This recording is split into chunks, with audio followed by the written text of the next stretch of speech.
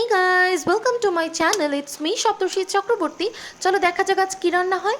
আমি না প্রায়ই এরকম প্রশ্ন শুনে থাকি যে তুই এত সাজিয়ে গুছিয়ে নিয়ে কিভাবে রান্না করিস, তুই কি ভিডিও করার জন্য এইভাবে সাজিয়ে নিস? একদমই না, আমি একদমই সিম্পলি যেভাবে রান্না করি সেটাকেই ভিডিও করে দিয়ে দিই। কারণ আমার চ্যানেলটা বা আমার পেজটা কোনো কুকিং পেজ না, আমার শখের বসে আমি রান্নার ভিডিওগুলো আপলোড করে থাকি। আমি ক্লাস 8 থেকে রান্না করি, আমার যতটুকু মনে পড়ে। তো তখন থেকেই না আমি খুব অর্গানাইজড ওয়েতে রান্না করতে পছন্দ করি। সব কিছু কেটে ধুয়ে নিয়ে রেডি করে দেন আমি রান্না করতে বসি। তো আমার মাকে, ছোটো মাকে, আমি আমার দিদাদেরকে ছোটো থেকেই দেখে আসছি। আবার আমার বাড়িতে যে আমার ঠাম্মিরা, আমার কাকিমণিরা রান্না করে খুবই সাজিয়ে গুছিয়ে নিয়ে তারপর রান্না করে। তো হয়তো ফ্যামিলি থেকেই পাওয়া, এবং আমি খুবই গোছানো একজন মানুষ, তাই এইভাবে গুছিয়ে রান্না করতে পছন্দ করি। ইভেন বিয়ের পর আমার শাশুড়ি মাকেও আমি দেখেছি খুবই সুন্দর করে উনি সব কিছু কেটে ধুয়ে নিয়ে তারপর রান্না করে আর কি, আমার মামুনি।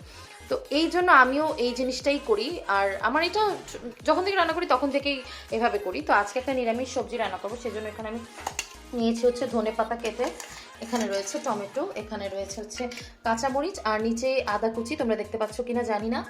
এরপরে এখানে রয়েছে ফুলকপি, এখানে রয়েছে আলু, এখানে রয়েছে হচ্ছে গিয়ে এটাকে বলা হয় মূলো তোমরা অবশ্যই জানো। আর এটা হচ্ছে শিম, এখানে বাঁধাকপিটা একটু হালকা সেদ্ধ করে নিয়েছি, আর এখানে রয়েছে কুমড়ো। আর আমার ভাত হয়ে গেছে, ভাতটাকে আমি সাজিতেই ঝরানি দিই, কারণ আমি ভাতের যে ফ্যানাটা সেটা ফেলতে পারি না। তো আমার শাশুড়ি বলেছেন সবসময় যে এইভাবে করে ফেলতে। বিয়ের পর থেকেই আমি ভাতটা রান্না করি, এছাড়া আগে কখনো ভাত রান্না করতাম না, এমনিতে টুকটাক শখের বসে রান্না করতাম। তো অনেকেই বলো যে সাজিয়ে গুছিয়ে কেন রান্না করি, ভিডিও করার জন্য কিনা? না, আমি অলওয়েজ এইভাবে সাজিয়ে গুছিয়ে রান্না করতে ভীষণ ভীষণ ভীষণ রকমের পছন্দ করি। এইবারে সবজিটা সম্ভার দেওয়ার জন্য আমি একটা বাটিতে কালিজিরা নিয়ে নিয়েছি রাঁধুনি। তারপরে আমি নিয়ে নিয়েছি সাদা সরিষাটা, এখানে কালো সরিষাটা ব্যবহার করা যাবে না আমার যতটুকু জানা আছে। এরপর দিয়ে দিয়েছি কিছুটা সংখ্যক মেথি, আর দিয়ে দিয়েছি সাদা জিরে, আর দিয়ে দিয়েছি কিছুটা পরিমাণ গুঁড়া মসুর। কালো কালো কড়াই রান্না করে, আর আমার এই কড়াইটার অবস্থা কেন জানো তো? আমি কাল রাতে ফুলকপির পাকোড়া করেছিলাম, তো সেই তেলটা ফেলে দিয়ে কড়াইটা আবার ধুবো। এই শীতের রাতে ভীষণ আলসেমি হচ্ছিল, তো এছাড়া আমি রাতে সবসময় বাসনপত্র ধুয়েই ঘুমাই, আর শরীরটাও খুব একটা ভালো নেই, তাই এরকম অবস্থা। তো প্রথমে আমি তেলে দিয়ে দিচ্ছি তেজপাতা, শুকনো লঙ্কা, দিয়ে দিচ্ছি যে মশলাগুলো একসঙ্গে করেছি সেগুলোকে, তারপর দিয়ে দিচ্ছি এখানে আদা কুচি আর কেটে রাখা কাঁচা মরিচগুলো। এবারে তেলের মধ্যে এগুলোকে ভালো করে নাড়াচাড়া করে একটুখানি ভাজা ভাজা করে নেব। তারপরে আমি তার মধ্যে দিয়ে দিচ্ছি কেটে রাখা আলুগুলোকে। এবারে আলুগুলোকেও ভালোভাবে মিশিয়ে নিয়ে নাড়িয়ে চাড়িয়ে দিয়ে দিলাম মূলাগুলো আর ফুলকপিগুলো, তারপর দিয়ে দিলাম সিমগুলো। তারপরে এগুলোকে ভালো করে তেলের সঙ্গে আর মশলাগুলোর সঙ্গে মিক্সড করে নিচ্ছি নাড়িয়ে চাড়িয়ে। এই রান্নাটাতে তেমন কোনো বিশেষ ধরনের মশলা আমি ব্যবহার করব না। আমি নিয়ে নিচ্ছি নুন, তোমরা যতটা পরিমাণ খাও ততটা করে নেবে। আর রান্নাটা হয়ে গেলে একটুখানি টেস্ট করে আমি আবার পরবর্তীতে নুন দিয়েও দিতে পারি। আমি নিয়ে নিচ্ছি হলুদের গুঁড়ো, নিয়ে নিচ্ছি মরিচের গুঁড়ো, অ্যাট দ্য লাস্ট আমি দিয়ে দিচ্ছি কিছুটা পরিমাণ চিনি। এই মশলাটাতে আমি হালকা পরিমাণ জল অ্যাড করে দিচ্ছি, এটা গোলার জন্য।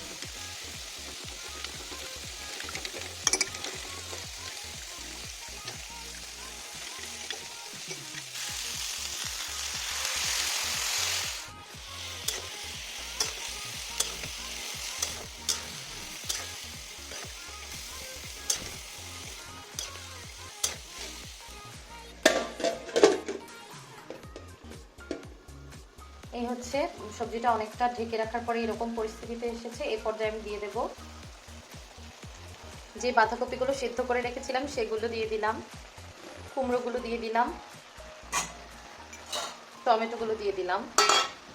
এবার এটাকে নাড়িয়ে চাড়িয়ে মিক্সড করে নেব। এই যে এখন মিক্সড করব, আমি না এটা মিক্সড করতে গিয়ে এত ভ্যাবাচাকা খেয়ে যাই কি বলবো, এত ভারী মনে হয়।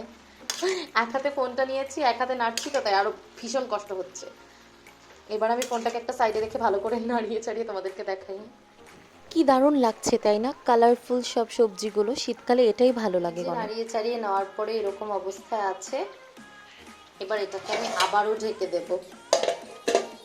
যে ঢাকনাটা খোলার পর এই অবস্থায় আছে আমার সবজিটা, প্রায়ই হয়ে এসেছে, সব কিছুই দেখলাম ভালো মতো সিদ্ধ হয়ে এসেছে। এই দেখো, তো এই পর্যায়ে আমি ধনে পাতাটাকে দিয়ে আবার এটাকে নাড়িয়ে চাড়িয়ে নিয়ে একটু ঢেকে দেবো। আমি ছোটোটাকে লো ফ্লেমে করে দিয়ে অন্যান্য কাজ করছিলাম ঘরে ঢেকে দিয়ে। এই তো ধনে পাতাটা দিয়ে দিলাম, এবার ভালো করে নাড়িয়ে চাড়িয়ে আমি আবার ঢেকে দেবো। চুলার ফ্লেমটা এবারে হাই থাকবে। কারণ লো ফ্লেমে এটাকে ভালো করে সেদ্ধ হতে দিয়েছিলাম। এটার কালারটা এত সুন্দর হয়েছে, ভিডিওতে আসছে না প্রপার কালারটা। আর এটা স্মেলটা এত সুন্দর আসছে কি বলবো, যদি তোমাদেরকে স্মেলটা শোকাতে পারতাম তাহলে বুঝতে। তো এই তো তৈরি হয়ে গেল পেঁয়াজ রসুন ছাড়া মজাদার একটি নিরামিষ সবজি। আর এই রান্নাটা শিখেছি আমি আমার মা আর দিদার কাছ থেকে। আমার মা আর দিদা আর একটু বড় বড় করে সবজিগুলো কাটে, তাই তাদেরটা দেখতে আরও সুন্দর লাগে, কিন্তু আমার সবজিগুলো কাটাটা ছোট হয়ে গেছিলো। Thanks for watching.